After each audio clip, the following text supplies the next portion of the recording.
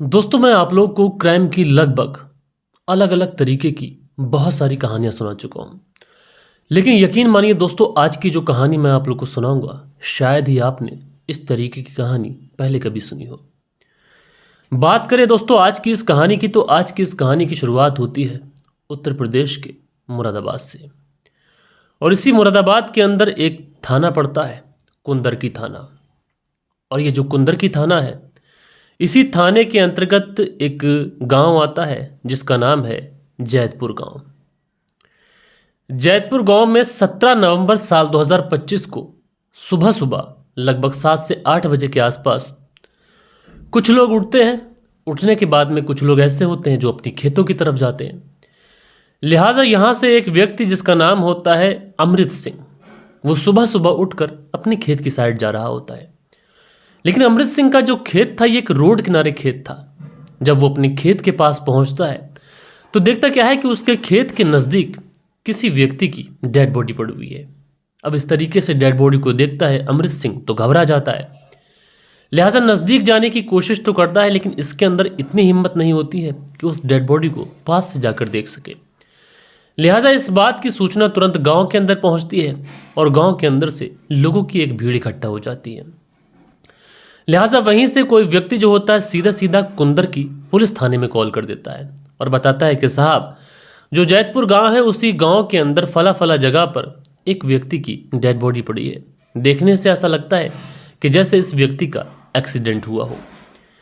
अब पुलिस को जब इस तरीके से सूचना मिलती है तो पहली नज़र में ही पुलिस को लगता है कि इस तरीके से अगर खबर आ रही है तो हो सकता है कोई एक्सीडेंट हो गया हो।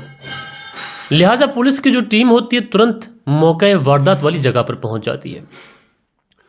और पुलिस की टीम जब वहां पर पहुंचती है तो बात बिल्कुल सच थी। एक व्यक्ति जिसकी डेड बॉडी पड़ी हुई है, वहां पर लोगों की एक भीड़ खड़ी हुई है। पुलिस जाती है, लोगों की भीड़ को साइड करती है और जो उस व्यक्ति की डेड बॉडी पड़ी हुई थी उसको अपनी कस्टडी में लेती है। सबसे पहले लोगों से ये पूछा जाता है कि तुम में से कोई ऐसा व्यक्ति है जो इस व्यक्ति को पहचानता हो। लेकिन जितने भी लोग वहां पर होते हैं वो कहते हैं कि साहब, ऐसा तो कोई भी नहीं है जो इस व्यक्ति को पहचान ले। शायद ये व्यक्ति इस एरिया के अंदर पहली बार आया था। लिहाजा उसके बाद में पुलिस की जो टीम होती है वहां पर वो इस व्यक्ति की डेड बॉडी की बहुत ही बारीक सी समीक्षा करती है, साथ के साथ इसके कपड़ों की तलाशी भी करती है। तो पुलिस को इसके कपड़ों के अंदर से कुछ ऐसा मिल जाता है, कुछ ऐसी आईडी मिल जाती है जिससे इस व्यक्ति की शिनाख्त हो जाती है। दरअसल इस व्यक्ति का जो नाम बताया जाता है वो नाम है अनिकेत शर्मा। अनिकेत शर्मा जिसकी उम्र 30 साल के आसपास है, जो कि रहने वाला है ज़िला संभल का।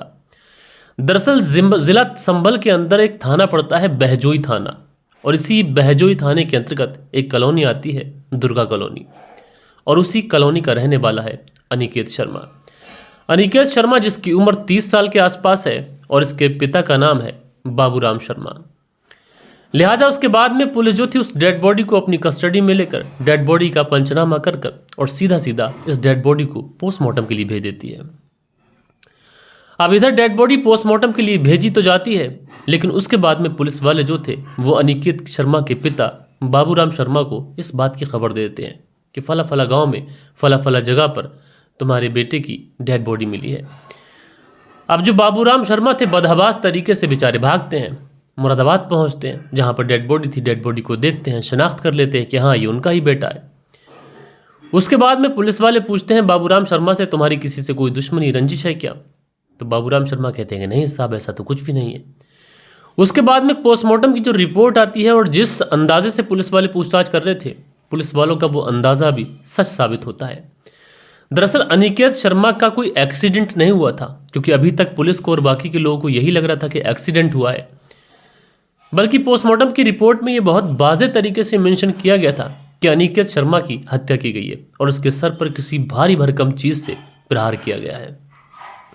लेकिन जब ये बात पुलिस वाले बाबूराम शर्मा से कहते हैं, अनिकेत के पिता से, तो बाबूराम इस बात को मानने से सिरे से खारिज कर देते हैं। वो कहते हैं कि भला उनके बेटे की हत्या कौन करेगा? वो एक किस्म का नाकारा और निकम्मा था। न उसके पास कोई पैसे थे, न उसकी किसी से कोई दुश्मनी थी, न रंजिश थी। नाकारा निकम्मे इंसान की किसी से क्या दुश्मनी, क्या रंजिश? न उसके पास कोई पैसा, न रुपया, न धेला। भला उसकी कौन हत्या करेगा?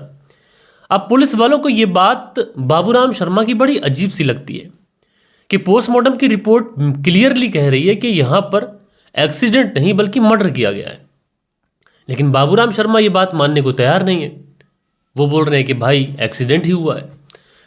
लिहाजा उसके बाद में पुलिस वाले जो थे वो इस बात को अपने मन में रखते हैं और डेड बॉडी बाबूराम शर्मा को सौंप देते हैं। अब बाबूराम शर्मा उस डेड बॉडी को लेके जाते हैं।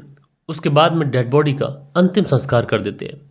लेकिन यहाँ पर पुलिस ने कई सारी चीज़ें ऐसी थी जो नोट की थी। दरअसल पहली चीज़ ये थी कि किसी की अगर जवान बेटे की हत्या हो जाए तो उसके बाप की हालत देखने लायक होती है, उसका रो रो कर बुरा हाल होता है।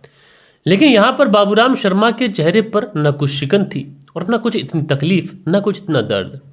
दूसरी तरफ ये भी था कि अगर किसी के बेटे का एक्सीडेंट भी होता है तो उसका पिता इस केस की इन्वेस्टिगेशन करने के लिए हत्या का केस तो ज़रूर दर्ज कराता है। लेकिन यहाँ पर बाबूराम शर्मा हत्या की बात मानने के लिए तैयार ही नहीं है।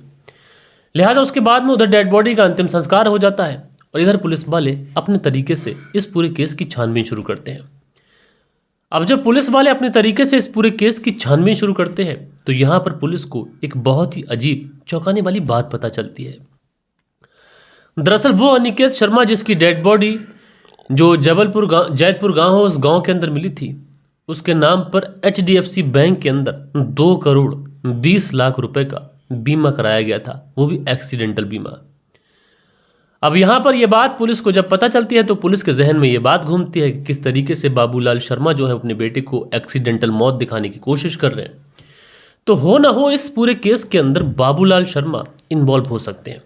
लिहाजा उसके बाद में जो पुलिस की टीम थी अब बाबूलाल शर्मा को उठा लेती है और बाबूलाल शर्मा को उठाने के बाद में पुलिस वाले जब उसको पुलिस थाने लेके आते हैं और जब उससे पूछताछ करते हैं तो थोड़ी ही देर मेहनत और मशक्क़त के बाद में जो बाबूलाल शर्मा होते हैं ये पुलिस के सामने टूट जाते हैं। और यकीन मानिए दोस्तों, जब टूटने के बाद में ये कहानी सुनाते हैं तो उस कहानी को सुनने के बाद में हर कोई हैरान और परेशान हो जाता है। दरअसल बाबूराम जो होता है ये बताता है कि साहब हाँ, ये बात तो सच है कि उसके बेटे की एक्सीडेंट में तो मौत नहीं हुई है बल्कि उसकी हत्या की गई है। अब जैसे ही ये बात पुलिस वाले सुनते हैं कि हत्या की गई है तो उसके बाद पुलिस वाले हत्या के पीछे की वजह पूछते हैं। और जब बाबूराम से हत्या के पीछे की वजह पूछी जाती है तो बाबूराम बताता है कि दरअसल मेरे पूरे परिवार में मैं और मेरी पत्नी बबली है। दरअसल बाबूराम की जो पत्नी बबली है ये उसकी पहली वाली पत्नी नहीं है बल्कि उसकी दूसरी पत्नी है जो कि बाबीराम से लगभग आधी उम्र की महिला है। और बाबूराम के इस दूसरी वाली पत्नी से भी टोटल 2 बच्चे हैं। बाबूराम की जो पहले वाली पत्नी थी उसका नाम था बबीता, जिसकी काफ़ी पहले रहस्यमय तरीके से मौत हो जाती है। जो पहले वाली पत्नी बबीता थी उससे बाबूराम के टोटल 2 बच्चे थे। एक लड़का था अनिकेत और एक लड़की थी। लड़की की शादी हो चुकी थी। उसके बाद में बाबूराम ने दूसरी शादी की। उसके बाद में उससे भी उसके 2 बच्चे हुए। लेकिन जो पहले वाली पत्नी से जो बेटा था जिसका नाम अनिकेत था, अनिकेत जब बड़ा होता है तो कोई कामकाज उसको करना चाहिए था, लेकिन अनिकेत कोई भी कामकाज नहीं करता है बल्कि वो कुछ गलत लोगों की संगत में पड़ जाता है। गलत लोगों की संगत में पड़ता, आवारागर्दी करता, कामकाज करता नहीं, कभी शराब पीता, कभी नशा करता। इस तरीके से समय गुजरने लगता है। लेकिन अनिकेत की इस बातों से बाबूराम जो थे वो बहुत ज़्यादा परेशान रहने लगे थे, क्योंकि उनका भी मानना था कि बेटा बड़ा होगा तो बाप का सहारा बनेगा। लेकिन यहाँ पर बेटा जो था उल्टा बाप से पैसे ही मांगा करता था। इस वजह से जो बाबूराम थे ये अनिकेत से बहुत ज़्यादा परेशान हो चुके थे। अब जो बाबूराम का वक्त था ये ऐसी परेशानी में गुजरता रहता है।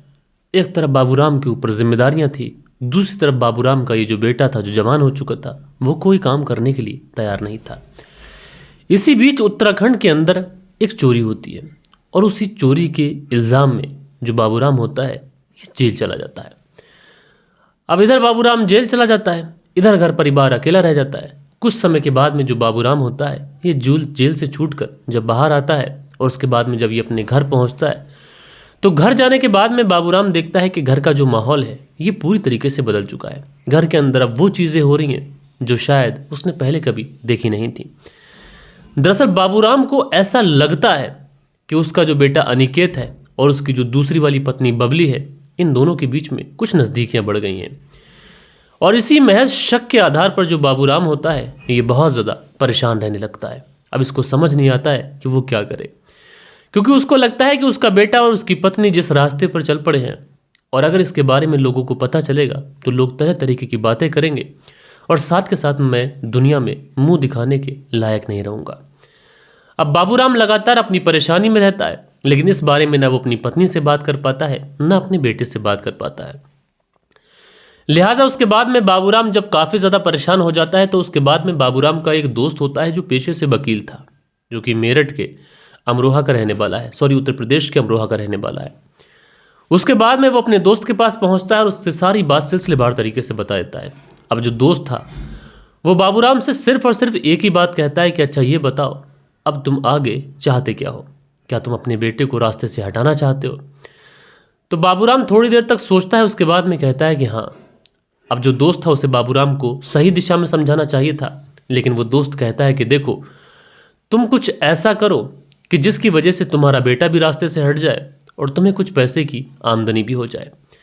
अब बाबूराम जो कि ज़्यादा पढ़ा लिखा नहीं था, उसे ये बातें समझ नहीं आती हैं और वो साफ साफ कहता है वकील साहब कि तुम साफ साफ बताओ कि मुझे करना क्या पड़ेगा।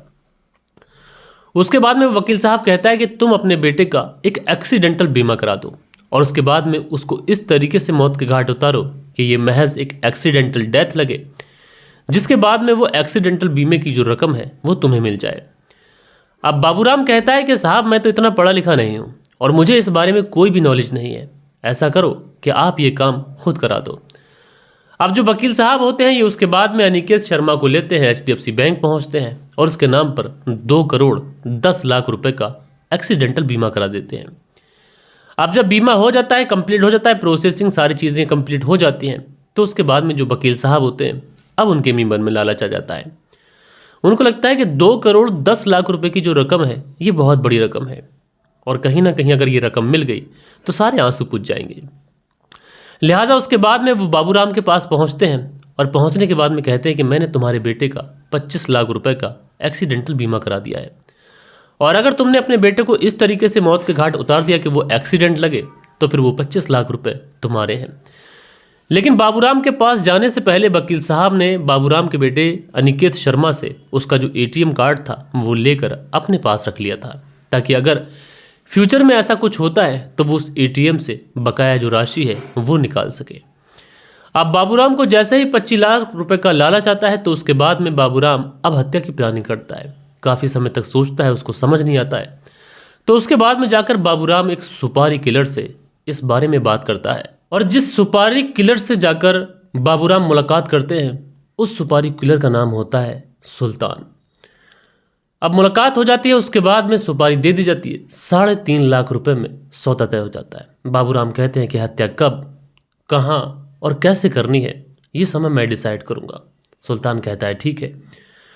उसके बाद में 16 नवंबर साल 2025 को बाबूराम जो होते हैं अपने बेटे जिसका नाम था अनिकेत से कहते हैं कि तुम्हें मुरादाबाद जाना चाहिए क्योंकि तुम्हें नौकरी की ज़रूरत है। मुरादाबाद में मेरे कुछ दोस्त ऐसे हैं जो तुम्हारी नौकरी लगवा सकते हैं। अनिकेत जिसको नौकरी की ज़रूरत थी वो तैयार हो जाता है। उसके बाद में बाबूराम अपने एक पड़ोसी विजय के साथ मिलकर अनिकेत को बाइक से छोड़ने के लिए मुरादाबाद पहुंच जाते हैं और एक्सप्रेस वे के पास में जहां पर ऑलरेडी सुल्तान उसके 2 दोस्त, पहले का नाम होता है तहब्बर मेवाती और दूसरे का नाम होता है साजिद मेवाती, ये पहले से मौजूद होते हैं। लिहाजा बाबूराम इन तीनों सुपारी किलर को इस अनिकेत के साथ में ऐसे इंट्रोड्यूस कियाते हैं जैसे ये उनके दोस्त हों। उसके बाद बाबूराम और विजय वहाँ से चले जाते हैं। इधर ये तीनों जो लोग थे, सुल्तान, तहब्बर और साजिद, ये तीनों लोग मिलकर पहले तो शराब पीते हैं। उसके बाद अनिकेत को लेकर जो जैतपुर गांव है उस गांव के बाहर रोड किनारे पहुंच जाते हैं। अब जैसे ही बेचारा ये अनिकेत शर्मा जो था बेभरम था, उसको तो किसी बात का कोई अंदाज़ा नहीं था, कोई इल्म नहीं था। पीछे से जो तहब्बर मेवारित होता है वो इस अनिकेत के सर पर बहुत ज़ोर से वार करता है। उसके बाद मिलकर ये तीनों लोग इस अनिकेत की हत्या करते हैं। उसके बाद उसके शव को वहाँ पर छोड़कर वहाँ से 9-11 हो जाते हैं। उसके बाद में एक व्यक्ति जिसका नाम अमरीत सिंह होता है वो अपने खेत की तरफ जाता है तो उसको डेड बॉडी मिलती है। मामला पुलिस तक पहुँचता है और जिस तरीके से पोस्टमार्टम होता है, पोस्टमार्टम की रिपोर्ट में ये बहुत क्लियरली मेंशन था कि जो हत्या है वो इस तरीके से की गई है और जो बाप थे बाबूराम वो ये मानने को तैयार नहीं थे कि हत्या हुई है, वो ये बस यही कह रहे थे कि एक्सीडेंट हुआ है। अच्छा, ये जो डेड बॉडी थी, इस डेड बॉडी के अंदर आधार कार्ड या फिर पैन कार्ड या फिर वोटर आईडी, जो भी जिससे आइडेंटिटी हो सके कि ये व्यक्ति कौन है, जानबूझकर छोड़ा गया था ताकि जो एक्सीडेंट का क्लेम है वो मिल सके। बहरहाल बाबूराम पुलिस के सामने जब इस पूरी बात का खुलासा करता है तो पुलिस भी बड़ा हैरान होती है कि आखिरकार आज के ज़माने में कुछ इस तरीके के लोग भी पड़े हुए हैं। उसके बाद बाबूराम और उसके साथ में जो तीनों सुपारी किलर होते हैं, जिसका नाम सुल्तान, तहब्बर और साजिद, इन तीनों को भी गिरफ्तार किया जाता है। लेकिन पुलिस जब वकील साहब आदेश जी को ढूंढने पहुंचती है तो वकील साहब अपने घर से फरार हो जाते हैं। साथ के साथ जो पड़ोसी होता है विजय, उसको भी ढूंढा जाता है तो वो भी अपने घर से फरार होता है। बहरहाल पुलिस अभी इन दोनों को ढूंढ रही है और जैसे ही ये दोनों पुलिस की गिरफ्त में आते हैं तो उसके बाद में इस हत्या के पीछे के और भी जो पर्दे पड़े हुए हैं वो खुलने बाकी है। बहरहाल दोस्तों, आप लोग इस पूरी कहानी के बारे में क्या सोचते हैं? अपनी राय नीचे कमेंट्स बॉक्स में ज़रूर से ज़रूर दीजिएगा। बाकी मिलता हूँ मैं आप लोगों से कल के दिन किसी और स्टोरी के साथ में। जब तक के लिए अपना ख्याल रखें, देश का ख्याल रखें, परिवार के रिश्तों की अहमियत को समझें। जय हिंद, जय भारत।